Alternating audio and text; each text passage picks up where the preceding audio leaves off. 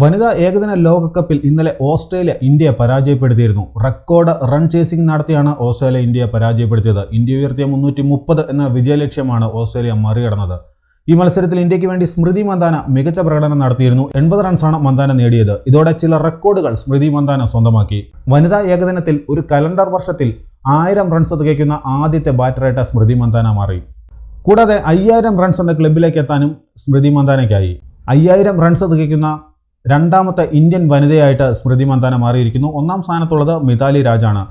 പുരുഷ വനിതാ ക്രിക്കറ്റ് താരങ്ങളെ എടുത്താൽ 5000 റൺസിലേക്ക് ഏറ്റവും വേഗത്തിലെത്തുന്ന താരമായിട്ടും സ്മൃതി മന്ദാന മാറി. 112 ഇന്നിംഗ്സിൽ നിന്നും മന്ദാന 5000 റൺസിലേക്ക് എത്തിയപ്പോൾ പിന്തള്ളിയത് സാക്ഷാൽ വിരാട് കോഹ്ലിയാണ്. 114 ഇന്നിംഗ്സിൽ നിന്നുമാണ് കോഹ്ലി 5000ത്തിലേക്ക് എത്തിയത്. ഈ നേട്ടം കൈവരിക്കുന്ന ഏറ്റവും പ്രായം കുറഞ്ഞ താരമായിട്ടും സ്മൃതി മന്ദാന മാറി. ഓസ്ട്രേലിയക്കെതിരെ തുടർച്ചയായിട്ട് 50+ സ്കോറുകൾ നേടുന്ന ആദ്യത്തെ ബാറ്ററായിട്ടും മന്ദാന മാറി. ഈ വേൾഡ് കപ്പിൽ ഇന്ത്യയുടെ ഏറ്റവും വലിയ ഓപ്പണിംഗ് പാർട്ണർഷിപ്പാണ് ഇന്നലെ പിറന്നത്, 155 റൺസ് എന്നത്. കൂടാതെ വനിതാ ഏകദിന ലോകകപ്പിലെ ഇന്ത്യയുടെ ഏറ്റവും ഉയർന്ന ടോട്ടലും ഇന്നലെ പിറന്നു, 330 റൺസ്. അങ്ങനെ മത്സരം തോറ്റെങ്കിലും ചില റെക്കോർഡുകൾ ഇന്ത്യൻ താരങ്ങൾ ഈ മത്സരത്തിലൂടെ സ്വന്തമാക്കിയിരിക്കുന്നു.